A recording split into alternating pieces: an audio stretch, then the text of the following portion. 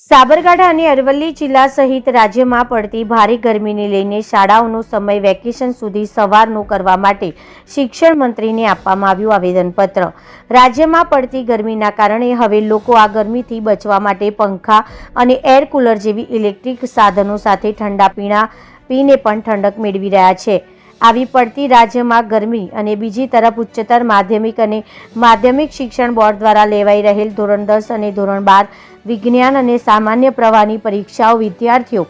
ખૂબ જ મહેનત સાથે આપી રહ્યા છે, ત્યારે આ વિદ્યાર્થીઓને ગરમીનો અહેસાસ થતા ઉનાળુ વેકેશન સુધી શાળાના સમયમાં ફેરફાર કરીને સવારનો કરવા માટે રાજ્યના શિક્ષણ મંત્રીને આવેદનપત્ર આપવામાં આવ્યું હતું। પ્રાપ્ત માહિતી મુજબ રાજ્યમાં પડતી ગરમીને લઈને તમામ જિલ્લાઓની શાળાઓમાં અભ્યાસ કરતા વિદ્યાર્થીઓને ગરમી લાગતી હોવાના કારણે રાજ્ય સરકાર દ્વારા વેકેશન સુધી આ રાજ્યની તમામ શાળાઓનો સમય ગરમી પડતી હોવાના કારણે સવારનો કરવા માટે રાજ્યના શિક્ષણ મંત્રી પ્રદ્યુમન વાંઝાને અખિલ ભારતીય શૈક્ષણિક મહાસંઘ દ્વારા